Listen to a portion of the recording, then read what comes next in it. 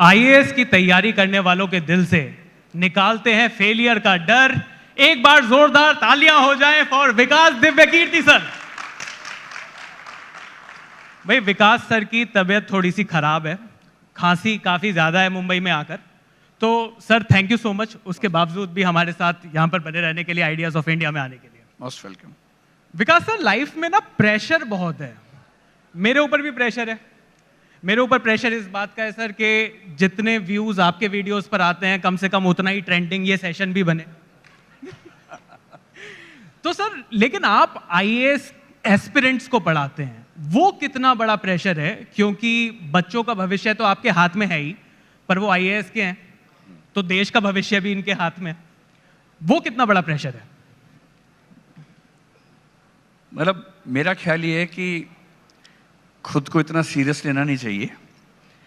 मैं किसी का फ्यूचर बनाता हूँ, ये बहुत बड़ी गलतफहमी है अगर मैं ऐसा सोच लूँ तो।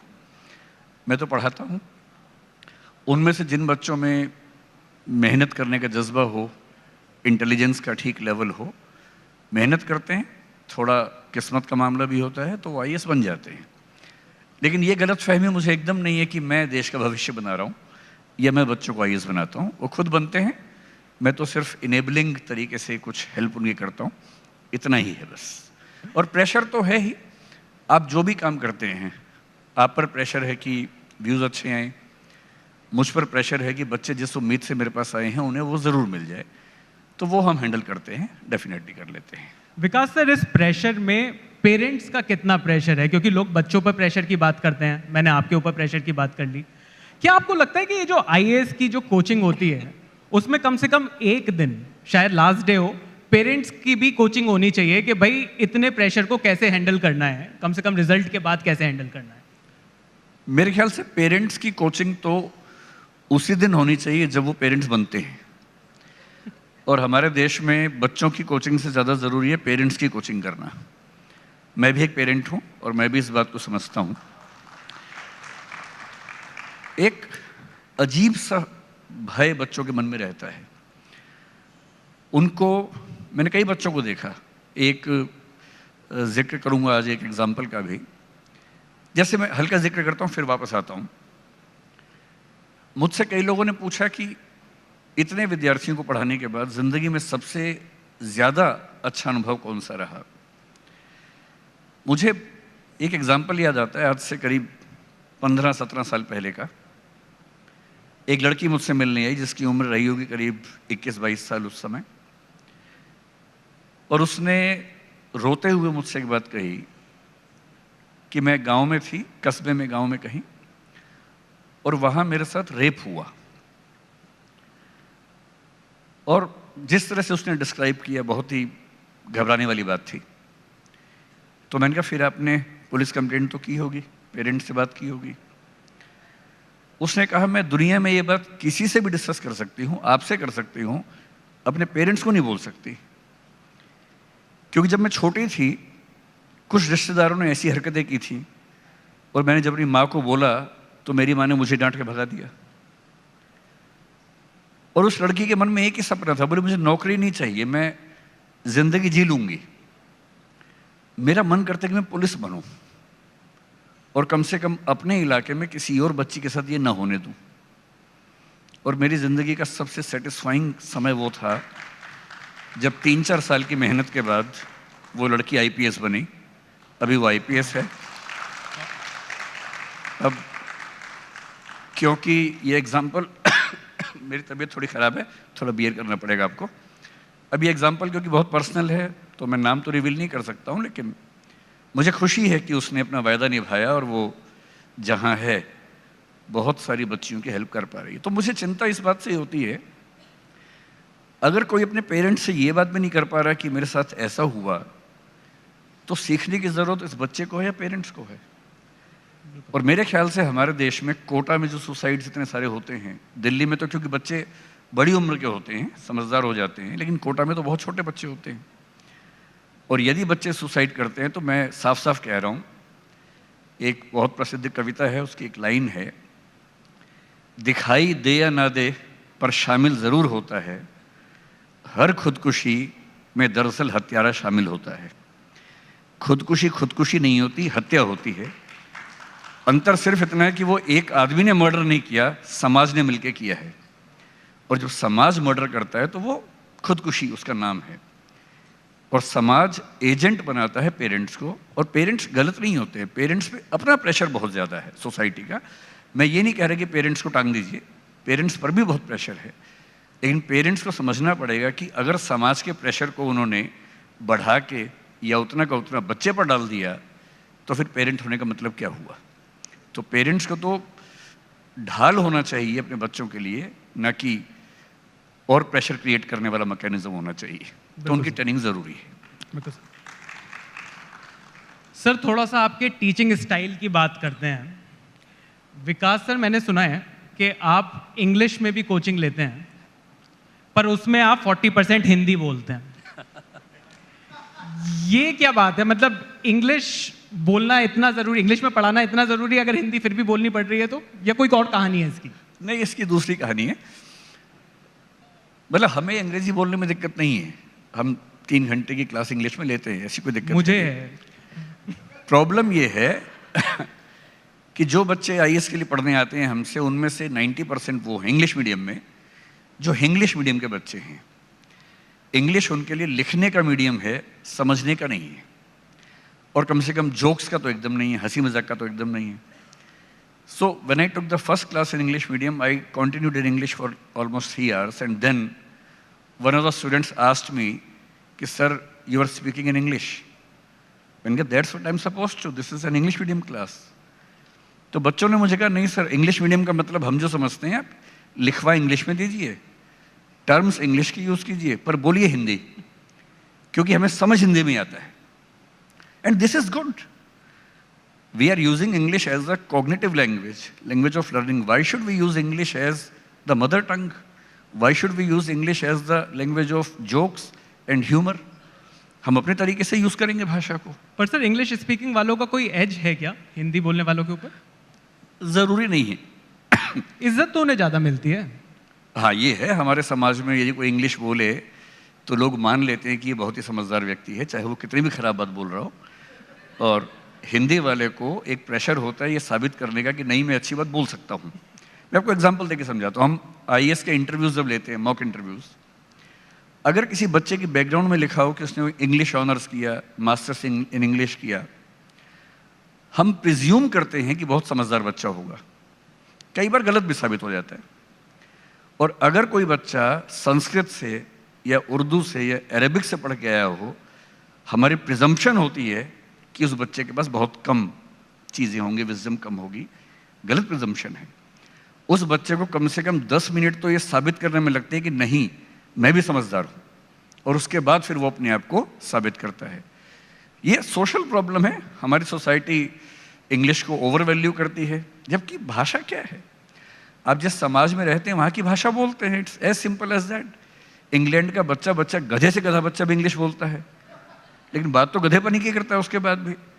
और हिंदुस्तान का बच्चा, हिंदी बेल्ट का बच्चा हिंदी सीखेगा तो हिंदी में बात करेगा। समझदारी और भाषा कोई ऐसा नेसेसरी लिंक थोड़ा ना है कि समझदारी एक भाषा में ही आएगी, किसी में भी आ सकती है। सर, यंगस्टर्स को पढ़ाने के लिए आप भी ह्यूमर का सहारा लेते हो। बहुत सारे लोग अब ह्यूमर का सहारा लेने लगे हैं। पहले तो सिर्फ लड़की को इम्प्रेस करने के लिए ही सेंस ऑफ ह्यूमर का सहारा लेना पड़ता था, अब पढ़ाने के लिए भी लेना पड़ता है। जब मैं छोटा था, मैं हरियाणा से हूँ, तो जो बात आपने कही, हमारे स्कूल में कहावत थी लड़कों के बीच में कि अगर किसी लड़की को इम्प्रेस करना, उसे हंसाओ। और एक कथन चलता था, हंसी तो समझो फंसी। तो हम तो उसी जनरेशन से सुन के बड़े हुए। पर मैंने पाया पढ़ाते हुए, क्योंकि हमारे यहाँ क्लासेस काफ़ी लंबी होती है, 3 घंटे की एक क्लास होती है, और कभी कभी आधे घंटे के ब्रेक के बाद फिर 3 घंटे, फिर 3 घंटे, कभी कभी ऐसा भी होता है रेयर सिचुएशंस में, वैसे 3 घंटे की। एक जनरल स्पैन ऑफ अटेंशन किसी इंडिविजुअल का 1 मिनट के आसपास होता है। बहुत एक्सटेंड करें तो एकेडमिक्स में 40 मिनट 50 मिनट का हो सकता है। इसलिए आप देखेंगे कि स्कूल्स में, कॉलेजेस में लेक्चर का जो ड्यूरेशन है that is 40 minutes 50 minutes on an average. हमें 3 घंटे पढ़ाना होता है। तो एक ज़रूरी चीज़ है कि बच्चों को बार बार रिफ्रेश करते रहें।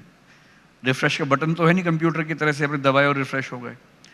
तो हमारा मैकेनिज्म है रिफ्रेश करने का कि हंसी मजाक करें और मजाक के थ्रू उन बच्चों को वो जोर से ठहाका मारें, थकान दूर हो जाए, फिर से बात शुरू कर दें। लेकिन इसमें दो बातें ध्यान रखने की होती हैं। एक तो हंसी मजाक इतना ना हो कि मेन कंटेंट छूट जाए, ऐसा भी कई बार होता है। और दूसरा, सैडली हंसी मजाक करने की एक तमीज़ होती है जो कई लोग ध्यान नहीं रखते हैं। हंसी मजाक इसलिए नहीं होना चाहिए कि हम सोसाइटी के वल्नरेबल सेक्शंस को और वल्नरेबल बना दें। हमारा सारा ह्यूमर औरतों पे ही हो, हमारा सारा ह्यूमर कुछ जातियों पे हो, हमारा सारा ह्यूमर LGBT पे हो, थर्ड जेंडर पे हो, तो हम मजाक के माध्यम से समाज को और गंदा बनाते हैं, समाज को अच्छा नहीं बनाते। ह्यूमर ऐसा हो जो इंसान को और बेहतर इंसान बनाए और साथ में हंसा भी सके। सर, कहते हैं कि IAS इंडिया की सबसे पावरफुल जॉब है। अब वही IAS ऑफिसर्स जब आपसे मिलते हैं, आपके स्टूडेंट्स जो पुराने, वो आकर आपके पैर छूते हैं, तो आपको कितना पावरफुल लगता है? कभी कभी ऐसा नहीं लगता कि कभी कभी लगता है आप उन्हें भगवान है? मतलब ऐसी वाली फीलिंग तो नहीं आती? पर्सनली मुझे बहुत बुरा लगता है कोई अगर मेरे पैर छूता है तो, कोई भी। सिर्फ मेरा बेटा है, मैं चाहता हूं कि मेरे पैर छुए, मेरे ना छुए, सबके छूता रहे। इसलिए नहीं कि मुझे बहुत अच्छा लगता है कोई मेरे पैर छुए, इसलिए कि उसको ये आदत रहे कि झुकना सीखना है। सिर्फ इसलिए मैं अपने पेरेंट्स के, अपने बड़ों के पैर ज़रूर छूता हूँ। मुझे इस बात में बहुत आस्था नहीं है कि आशीर्वाद मिलने से बहुत कुछ होता है जीवन में। मैं बहुत ही साइंटिफिक माइंड का आदमी और मुझे बहुत संदेह होता है बातों पे। मैं बहुत जल्दी भरोसा नहीं करता हूँ। मुझे बहुत भरोसा नहीं है कि आशीर्वाद से कुछ होता है जीवन में, सिवाय इसके कि अच्छी फीलिंग होती है। अच्छी फीलिंग से आप सच में कुछ अच्छा कर लेते हैं, इस सेंस में होता है। पर ह्यूमिलिटी आती है, विनम्रता आती है, इसलिए पैर छूना मुझे अच्छा लगता है। कोई IAS मेरे पैर छुए, मैं अच्छा फील नहीं करता हूँ, मैं उनसे हाथ मिलाना पसंद करता हूँ। लेकिन हाँ, कभी कभी ये तो लगता ही है कि ऐसे ताकतवर लोग मुझे जानते हैं। पर शायद मुझे साल 2 साल में एक आध बार किसी बहुत छोटे मोटे काम के लिए किसी की हेल्प लेनी पड़ती है, वो भी अपने काम के लिए नहीं, किसी जेन्युइन रीज़न से, तो काम हो जाते हैं। मतलब कोई काम ऐसा नहीं होता कि मैं कोई काम चाहूँ और ना हो पाए, पर मैं चाहता नहीं हूँ, ज़रूरत नहीं पड़ती। तो सिर्फ IAS बनने में ही पावर नहीं है, IAS बनाने में भी पावर है। बहुत पावर है, IAS बनाने में बहुत पावर है। और अभी तो बहुत इंटरेस्टिंग बात है, पिछले 2 साल में जो नया, जब से सोशल मीडिया पे एक्टिविटी बढ़ी, मैं बहुत एक्टिव हूँ नहीं मेरी कुछ क्लासेस लीक हो गई तो कई हज़ार लोगों ने उसकी क्लिप बना बना के शेयर करने शुरू कर दी अपने चैनल्स पे। करीब 15-20 हज़ार चैनल्स हैं, जिनमें से मेरे केवल 2 हैं और हम क्लिप शेयर नहीं करते हैं। तो मुझे नहीं पता कौन लोग हैं, पर उनकी वजह से हुआ ये कि अब मैं जहाँ जाता हूँ तो पर्सनल कुछ नहीं बचा मेरे जीवन में। लेकिन एक बहुत इंटरेस्टिंग फिनोमेना क्या हुआ, इस बीच में कुछ बहुत सीनियर किस्म के लोग, including A cabinet minister in the centre, including a chief secretary of one state government, उन लोगों ने मुझे फ़ोन किए और कहा कि हम रोज़ आपकी क्लास देखते हैं and we have become your students. अब ये बड़ा इंटरेस्टिंग है कि जो मुझसे 10-20 साल बड़े हैं, इतने ऊंचे पदों पे हैं, जब वो ऐसी बात कहते हैं तो जब मिलते हैं तो पैर मैं ही छू लेता हूँ उनके, लेकिन कहते वो हैं कि तो बड़ा इंटरेस्टिंग है। अच्छा, इंटरेस्टिंग फिनोमेना है। सर, अब मेरे पास कुछ स्टूडेंट्स के सवाल हैं, थोड़े से नालायकी के लगे तो आप बिल्कुल ये मत समझिएगा कि ये मैंने लिखे हैं, ये स्टूडेंट्स के ही हैं। पहला सवाल है सर, रट्टा लगाने का टैलेंट IAS क्रैक करने के लिए कितना ज़रूरी है? बहुत थोड़ा सा, ज़्यादा नहीं। कुछ बातें तो आपको रटनी ही पड़ती हैं, कुछ भी आप मीडिया में वहाँ भी रटना पड़ता होगा कुछ बातें। जैसे यहाँ आपका ऑप्शन है कि आप कार्ड लेके आ सकते हैं, UPSC में ऑप्शन नहीं होता ये वाला, तो उनको याद करना पड़ता है। अब जैसे मैप है, इंडिया का मैप है, इंडिया के लेफ्ट में पाकिस्तान है, ये कोई लॉजिक की बात तो है नहीं, तो याद ही करना पड़ेगा। पाकिस्तान के बाद अफगानिस्तान, याद ही करना पड़ेगा। तो अब हिस्ट्री में किसी किंग के बाद दूसरा किंग आया है, याद ही करना पड़ेगा ना। So a lot of things are to be marked up, लेकिन रटना is only 10-15% of IAS preparation, बाकी अंडरस्टैंडिंग का मामला है। सर, अगला सवाल है कि पढ़ाई करते करते मुझे गर्लफ्रेंड की बहुत याद आती है, मैं क्या करूं? मिल लो क्योंकि अगर आप उससे नहीं मिलेंगे तो याद में ज़्यादा समय खराब करेंगे, और 2-4 बार मिल लेंगे तो मिलने की इच्छा वैसे भी कम हो जाएगी, फिर आप पढ़ाई करेंगे। And this is not only about the girlfriends, this is also about the boyfriends. It's a gender neutral statement. क्योंकि ज़्यादा याद इसलिए आ रही है कि कम मिले हैं। फैमिलियरिटी ब्रीड्स कंटेम्प्ट बहुत सामान्य सा नियम है। 10-20 बार मिल लीजिए, फिर कम मिलेंगे। मनी डजंट मैटर, ये लाइफ में कितना पैसा कमाने के बाद कहा जा सकता है? लोगों का सवाल है, मेरा नहीं है। नहीं, आपका भी तो क्या दिक्कत है इसमें? देखिए, 2 तरह के लोग हैं। एक बड़ी प्रसिद्ध कहावत है, संत किसको बोलते हैं। तो मैंने एक स्टेटमेंट पढ़ी थी कहीं कि संत वो नहीं है जो दुनिया के कंपटीशन से हार जाता है। संत वो है जो दुनिया के हर कंपटीशन में जीत सकता है, पर उसमें एंटर करने से पहले ही उसको पता है कि इसमें जीत के भी कुछ हासिल नहीं होने वाला। जैसे एक फेमस स्टेटमेंट है कि चूहों की दौड़ में सबसे इंटरेस्टिंग है कि जीतने वाला भी चूहा ही होता है। तो ये रियलाइजेशन किसी किसी को पैसा कमाने के बाद आता है, किसी को उसके बाद भी नहीं आता है, और किसी किसी को उसके पहले भी आ जाता है। एक एग्जाम्पल है कबीर दास। अगर आप मुझसे पूछेंगे पूरी इंडियन हिस्ट्री में अगर मुझे एक व्यक्ति के पैर छूने हों तो मैं कबीर दास को चुनूंगा। और कबीर दास के अंदर ये रियलाइजेशन पैसा कमाने से पहले आ गया था। लोग उनको पैसा ऑफर करते थे, पर वो क्या बोलते थे, साईं उतना दीजिए जा मैं कुटुंब समाए, मैं भी भूखा ना रहूं साधु न भूखा जाए। सिर्फ इतना चाहिए कि पेट भर जाए और कोई मेहमान आए तो उसका पेट भर जाए। उन्होंने पैसे को हाथ तक नहीं लगाया कभी। इसका मतलब ये नहीं कि वो नहीं कमा सकते थे। बाकी लोग भी हैं, कमाते हैं और कमाते हैं, गलत तरीक़ों से भी कमाते हैं, स्कैम करके कमाते हैं। तो कुछ लोगों की भूख कभी ख़त्म नहीं होती, कुछ की एक लेवल पे ख़त्म होती है, कुछ शुरुआत के समय ही ख़त्म कर लेते हैं। डिपेंड करता है कि उस व्यक्ति का व्यक्तित्व कैसा है, पर्सनैलिटी कैसी है। अगर अभी ये सवाल मुझ पर टारगेटेड था तो मैं अपने बारे में जवाब दूँ। बताइए सर। मैं अब जनरली पैसे के लिए काम नहीं करता हूँ, लेकिन जैसे 3 इडियट्स में एक डायलॉग है, एक लेवल के बाद आप कुछ भी करते हैं तो पैसा आ ही जाता है। लेकिन मैं पैसे के लिए अब काम नहीं करता हूँ। मेरा मोटिवेशन अब वो नहीं रहता।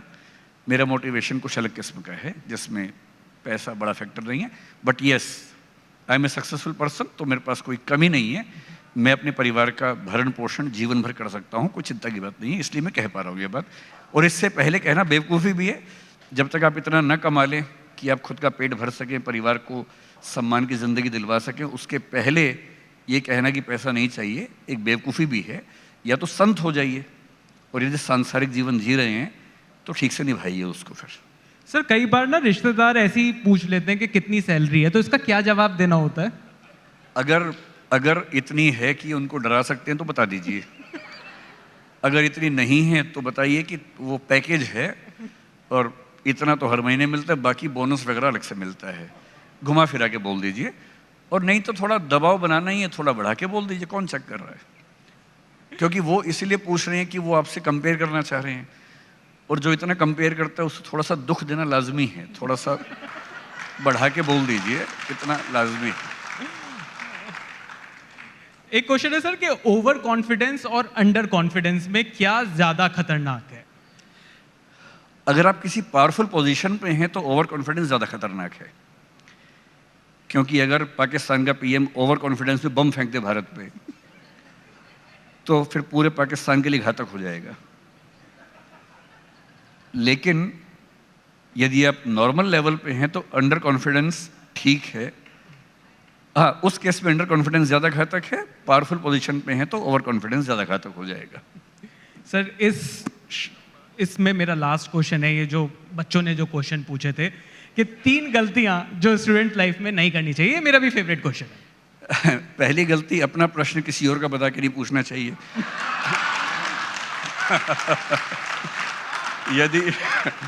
यदि आप कोई सवाल पूछना चाह रहे हैं तो अपने सीने पे रख के बोलिए कि मेरा सवाल है।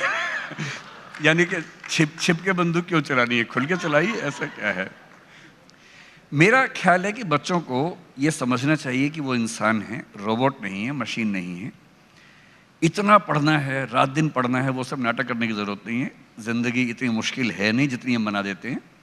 मैं बच्चों से पहले दिन बोलता हूँ 8 घंटे पढ़ो, 8 घंटे सो, 8 घंटे मौज मस्ती करो, तो IAS बन जाओगे। इससे ज़्यादा मत पढ़ो। दूसरा, केवल किताबें मत पढ़ो, ज़िंदगी को भी पढ़ो, दोस्तों को भी पढ़ो, आसपास के समाज को भी पढ़ो। सप्ताह में 1 फिल्म ज़रूर देखो, दिन में 1 घंटा अपने दोस्तों से गप्पें ज़रूर मारो। किसी अच्छे टॉपिक पे हो तो बढ़िया, वरना बिचिंग करो, कुछ भी करो, पर बातचीत करो, ताकि बात करने का शऊर भी सीखो, सोशल स्किल्स भी सीखो। और ये ज़िंदगी जीनी है, IAS बनना should be A part of life, it should not be life. और मुझे एक American pragmatic philosopher 20th century के हैं, एजुकेशन में बड़ा अच्छा काम किया, जॉन डेवी, शायद आपने सुना होगा। सबसे अच्छी बात उनकी ये लगती है, education is not the preparation for life, it is life. इसको समझ लीजिए कि शिक्षा जीवन जीने की तैयारी नहीं है, शिक्षा ही जीवन है। जिंदगी भर जिससे सीखने को मिले सीखते रहिए। रिक्शा वाला भी कुछ ना कुछ सिखा देगा, कोई भी सिखा देगा, बस नज़र खुली रखिए, सीखते रहिए। एक बेहतर इंसान बनने का मौका हमेशा हमारे पास होता है, कभी रुकता नहीं है। Thank you so much sir, thank you so much.